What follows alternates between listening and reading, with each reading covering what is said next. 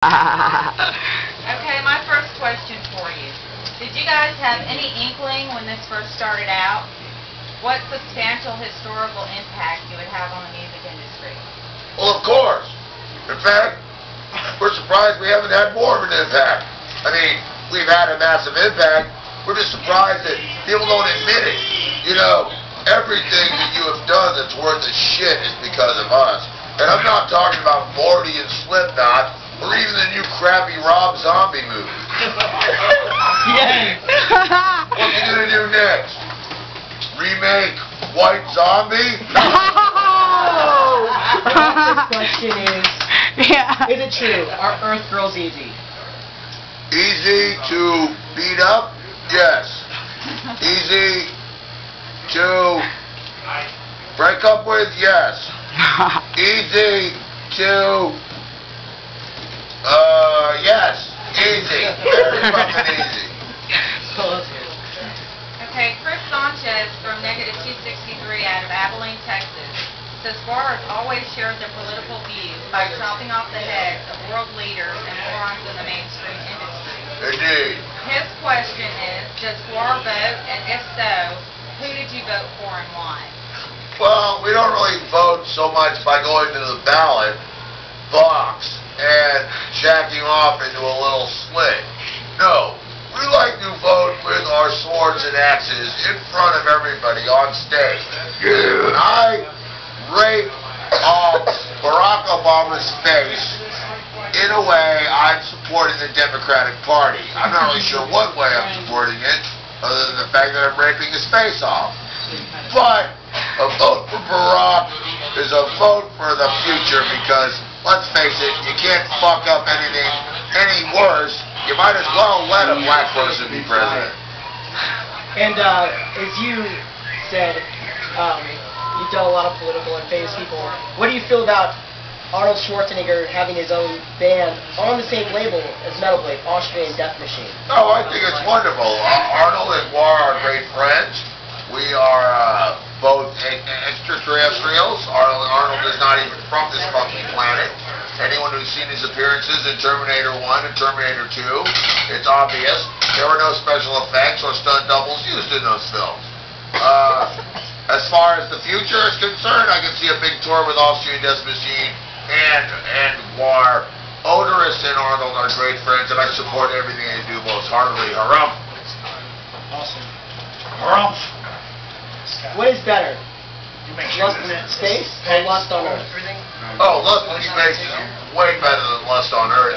Something about a zero-G hard-on. I mean, throw a wad in zero gravity to suspend the orgasm in an airlock.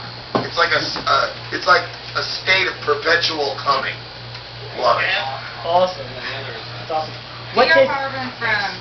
Yeah, it's your turn again. She heard that during a Dave Rocky show, you put your head in the kick drum for 30 minutes while on acid. Is that true? Well, I don't know much about this Dave Rocky guy other than that he is my personal butt boy.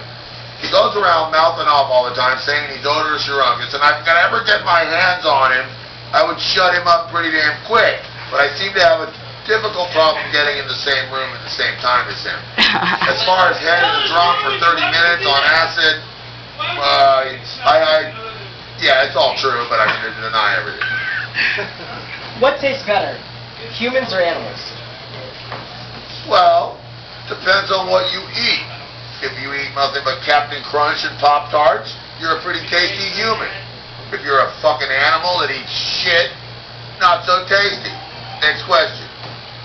Dave from the band Trepid of Ocean City, Louisiana, wants to know what your guilty pleasure is in music. Something you listen to that no one would expect.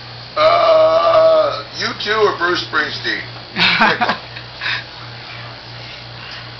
What's your favorite U2 record?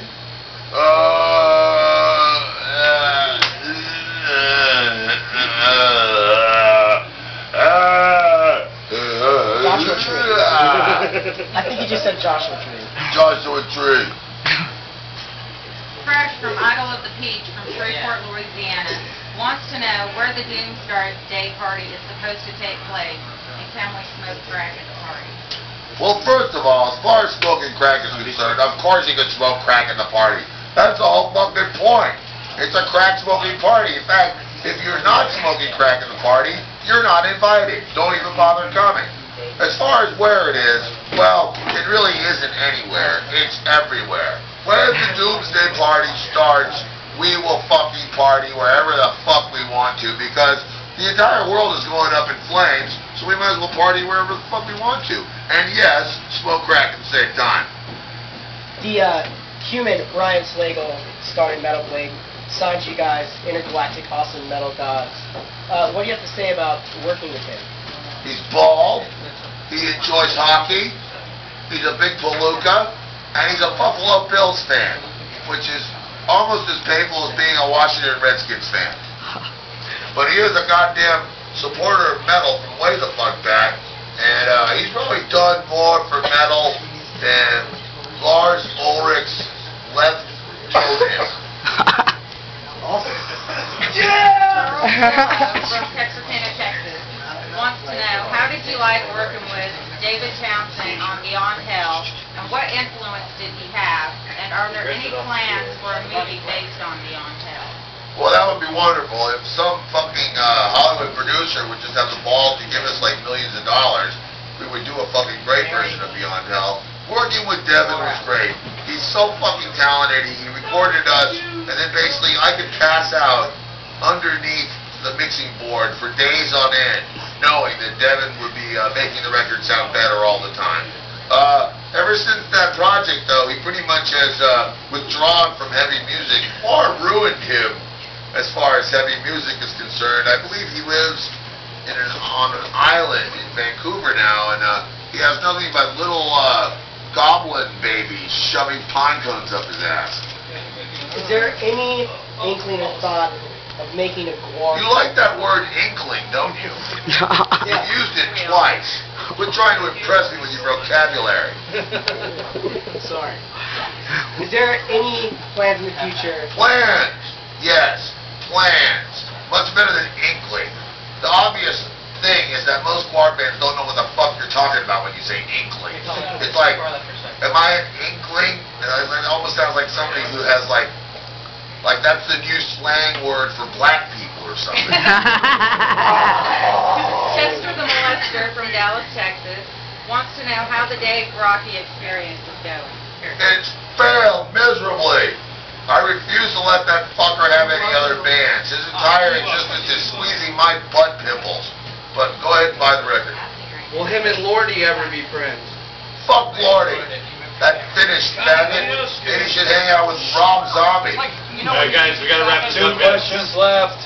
Yeah. Is there any way Gwar will do a porn? Oh, I would do porn. Get me in there. I'll ram it in there. Turn that light back on. Yeah. Look at this cock. This thing was made for porn. My entire life is a porn movie. And if I could just get it filmed, I think the reason that I haven't made it in porn yet is that the other porn actors are jealous. I don't even need to have an erection to shove this into an elephant's vagina. If they just found fucking elephants sexy, I would be making a lot of money right now. Instead, it's that bitch from House Bunny or whatever. God, I'd rip her face off. Right. Last question. Consider slapping Shameless in the face with it? Yeah, slap Shameless face. Sure.